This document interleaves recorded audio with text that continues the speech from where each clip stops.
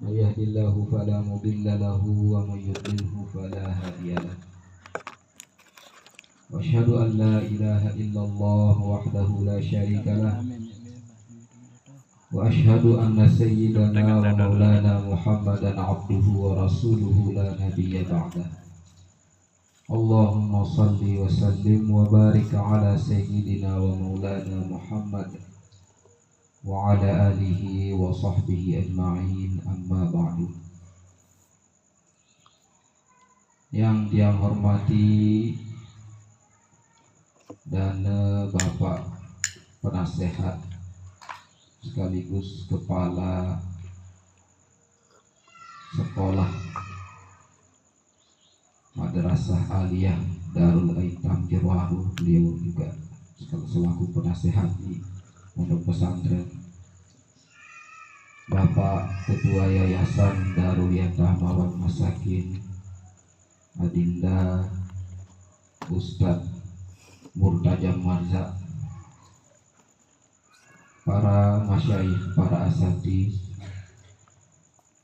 rekan-rekan murabbi baik diniyah Islamiyah maupun ta'lim yang sekarang sudah melebur menjadi satu kesatuan yang kebetulan diberikan nama dengan nama Ma'had Ad-Diniyah At-Ta'limiyah. Santriwan-santriwati, anak-anakku sekalian yang saya banggakan dan saya cintai, singkatnya hadirin hadirat rahimakumullah. Pertama-tama marilah kita panjatkan puji serta syukur kita kehadiran Allah Subhanahu wa taala, di mana di malam ini, malam yang penuh keberkahan, termasuk di antara malam-malam tahun baru Hijriah, yang mudah-mudahan di malam ini kita semua diberikan limpahan rahmah serta barakah oleh Allah Subhanahu wa taala, berkumpul di tempat yang sederhana ini untuk kita sama-sama bermuajahah dalam bingkaian acara penutupan masa ta'aruf santriwan dan santriwati baru pondok pesantren Darul Yatama wal Masakin, wabil khusus asrama Yasin Al-Imran. Tentu atas segala limpahan rahmah serta karunia Allah kepada kita semua, kita dituntut untuk selalu bersyukur kehadiran Allah Subhanahu wa taala. Oleh sebab itu, mari dalam kesempatan ini kita sama-sama mengucapkan kalimat syukur kita kepada Allah dengan kita sama-sama mengucapkan kalimatul hamdalah. Alhamdulillahi rabbil alamin. Selanjutnya salawat serta salam mudah-mudahan senantiasa tercurahkan ke uswah hasanah kita, Baginda Muhammad sallallahu alaihi wasallam, yang tentunya beliau itu adalah panutan bagi kita semua umat Islam. Beliau yang mengatakan dalam satu kesempatan, innama bu'istu mu'alliman, aku itu diutus oleh Allah Subhanahu wa taala hanya untuk menjadi pengajar, menjadi orang yang menyampaikan ilmu, menjadi penyambung antara kita dengan Allah Subhanahu wa taala. Mari kita haturkan salawat serta salam untuk beliau. Mudah-mudahan kelak di yaumul akhir kita semua termasuk ke dalam golongan-golongan hamba-hamba Allah yang mendapatkan syafaat beliau kelak di yaumul akhir. Kita haturkan salawat serta salam dengan ucapan Allahumma sholli ala sayyidina Muhammad wa ala ali sayyidina Muhammad. Santriwan-santriwati, anak-anakku yang saya cintai dan saya banggakan,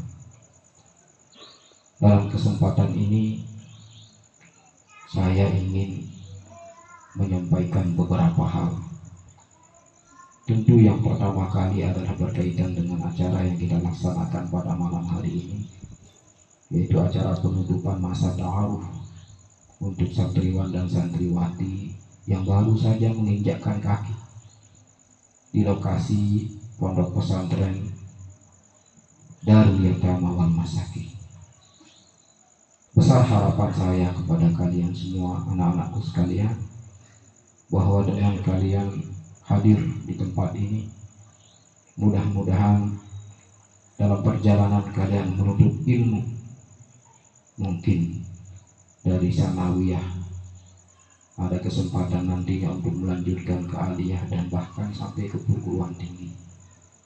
Mudah-mudahan harapan kita semua, lebih-lebih saya pribadi, kalian mendapatkan ilmu yang barokah dan tetap istiqomah dalam menuntut ilmu. Mudah-mudahan ya. Masih semangat ya? Baru datang kok kendor semangat ya? Nyala. Jadi kunci utama kita dalam menuntut ilmu, lebih-lebih untuk adik-adik anak-anakku yang masih baru, semangat juang itu. Bagaimanapun keadaan kita, bagaimanapun mungkin kesederhanaan kita yang kita temukan di sini, tentu tidak akan menjadi penghalang untuk kita terus belajar menuntut ilmu. Selanjutnya untuk santri-santri lama, sekalipun sudah baru 2 tahun mungkin di sini menganjak tahun yang kedua, sudah termasuk santri lama sudah itu. Jadilah kalian menjadi pengayom yang baik untuk adik-adik kalian. Berikan rasa nyaman dan aman untuk mereka. Mungkin tahun ini belum ada kejadian. Dulu saya pernah diceritakan ketika ada santri baru itu, baru 1-2 hari datang di pondok, ketika ditinggalkan oleh orang tua baru semalam 2 malam, mulai narak kapong tembok. Ya ukur tembok itu, kangen kampung halamannya. Itu peran kalian santri-santri lama, kakak-kakak senior-senior itu, untuk memberikan hiburan lah mungkin ya, supaya mereka merasa nyaman dan betah di sini. Siap ya senior ya? Kakak-kakaknya ini yang mulai kelas 2 dan seterusnya itu siap? Harus siap, akan saya kontrol. Perhatikan itu.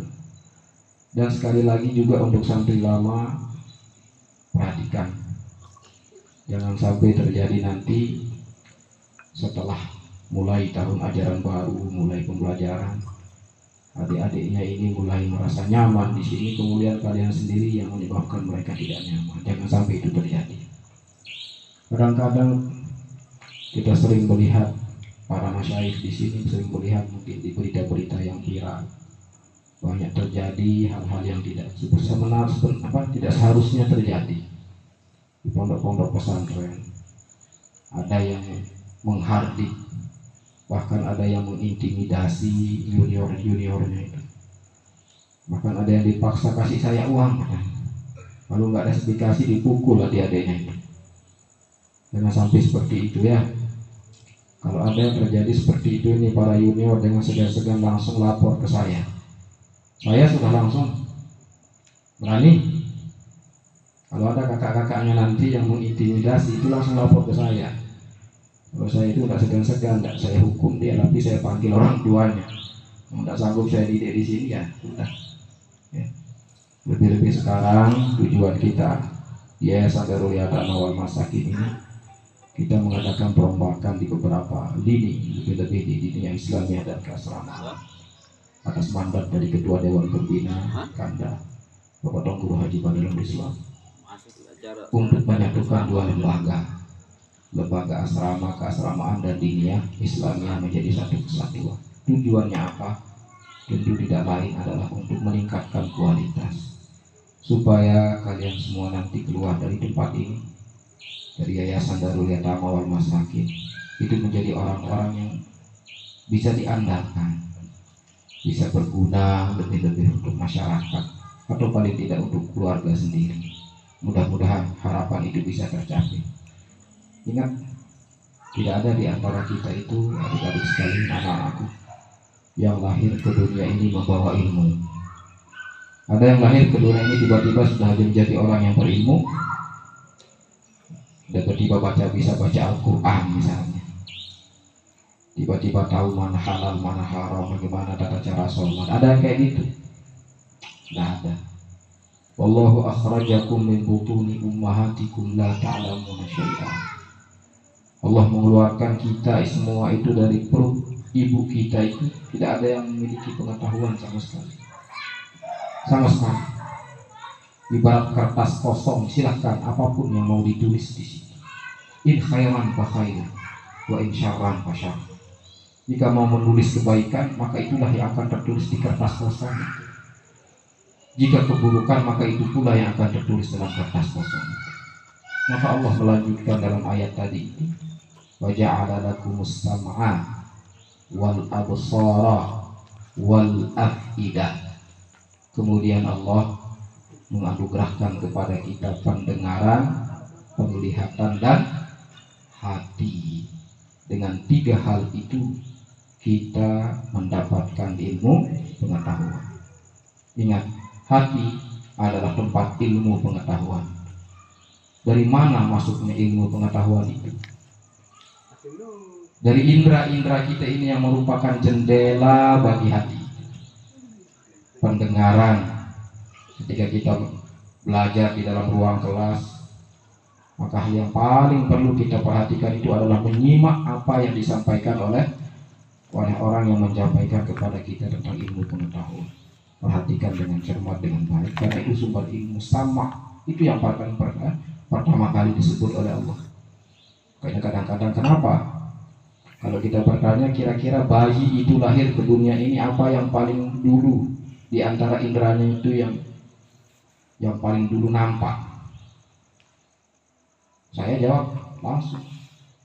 Yang pertama kali inderanya itu nampak pada anak yang baru lahir itu adalah pendengarannya dulu. Setelah pendengarannya itu baru penglihatannya. Setelah keduanya terbuka, baru terekam kepadanya apa yang disampaikan kepada anak itu. Ngajar bicara misalnya, terekam dalam hatinya. Nyontek, mengapurin tajah, lalu dengan doa, itu yang diucapkan oleh anaknya. Direkam melalui apa? Telinga. Apa yang dia lihat pun juga begitu. Tingkah laku orang tuanya megang ini, ikut dia mau pegang juga. Dari pendengaran dan penglihatan itu. Oleh sebab itu, mari ketika nanti kita mulai proses ta'lim, lebih-lebih untuk santri baru ya, semangat untuk menuntut ilmu. Yang kedua itu perhatikan, jangan sampai kita lalai ketika waktu kita menuntut ilmu itu, pikiran kita kesana kemari, perhatian kita kesana kemari.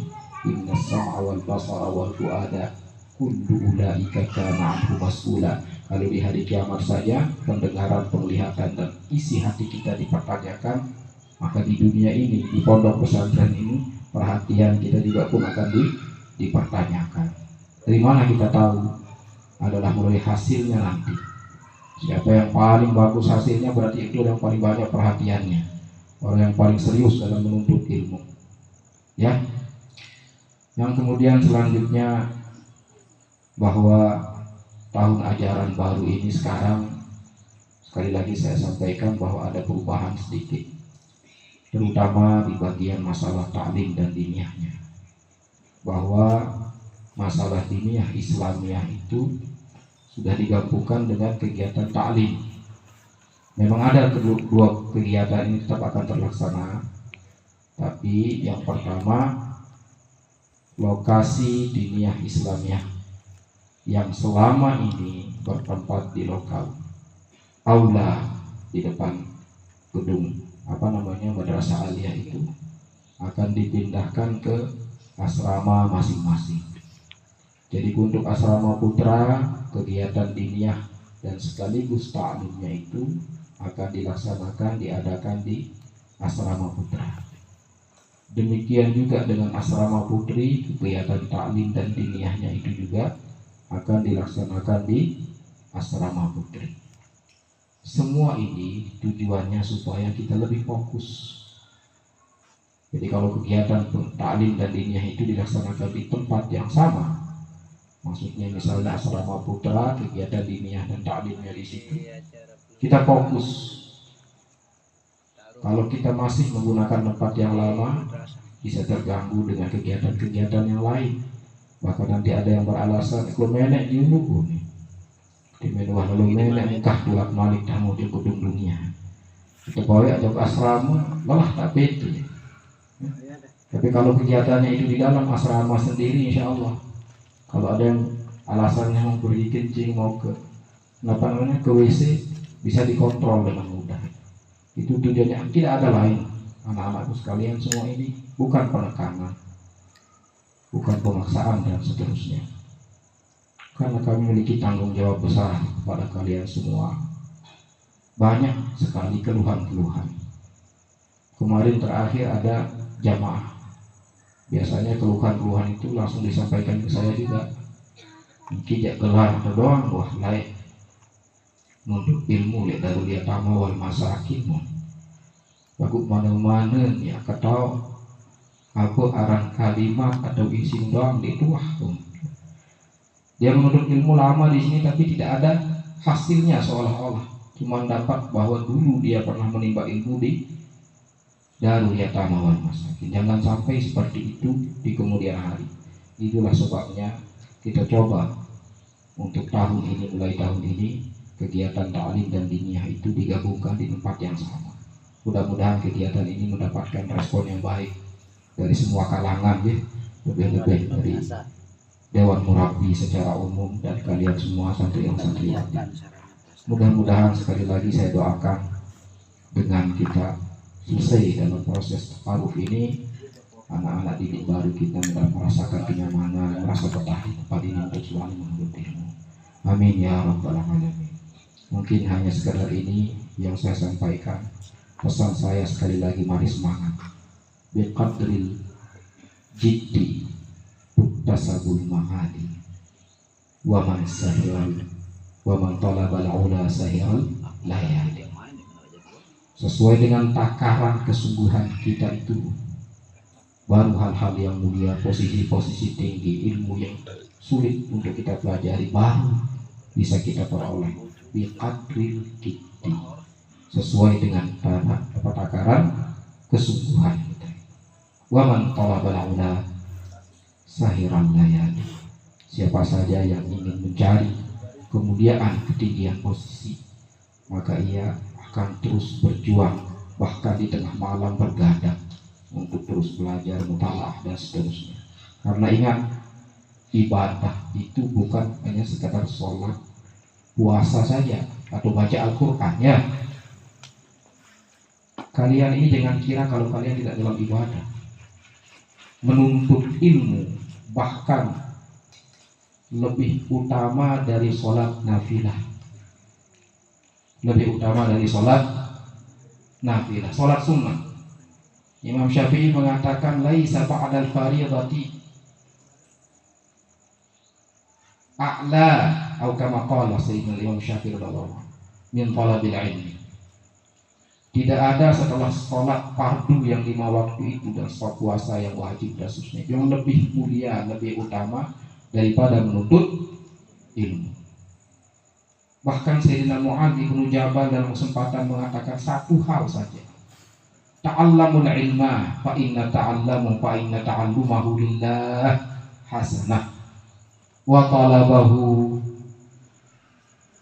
darajah wa mudzakaratahu ibadah. Tuntutlah ilmu itu semata-mata karena Allah, karena sesungguhnya menuntut ilmu itu adalah satu kebaikan. Wa talabahu, dan menuntut ilmu itu adalah untuk meninggikan derajat seseorang. Wa mudzakaratahu ibadah, dan mudzakarah, mudarasah, mutalaah. Apa arti mutalaah? Mengulang kembali apa yang sudah kita pelajari itu adalah ibadah itu. Makanya kalian akan terus dalam ibadah sebenarnya. Jangan entengkan itu, bahwa dalam menuntut ilmu itu semuanya bernilai ibadah. Oleh sebab itu mari kita semangat. Kita ini bukan main-main, kita ini dari ibadah, tidak seperti orang-orang di tempat lain saja. Kita masuk ke pondok pesantren, kegiatan-kegiatan ta'lim dan seterusnya itu adalah ibadah. Mudah-mudahan tetap semangat kita semua, amin ya rabbal alamin. Mungkin hanya ini dari saya, sekedar wejangan, mungkin tidak panjang. Harapan saya kita sama-sama berjuang, baik para murabi maupun para ma'asyaratul dan talibat. Kita berjuang untuk mencapai tujuan yang mulia. Kita semua menginginkan ridho Allah Subhanahu wa Ta'ala. Sekadar ini yang apa bisa saya sampaikan, kurang lebihnya mohon maaf. Qulu qawli hadza subhanakallahumma wa bihamdik asyhadu an la ilaha illa anta wa astaghfiruka wa atubu ilaik. Wassalamualaikum warahmatullahi taala wabarakatuh.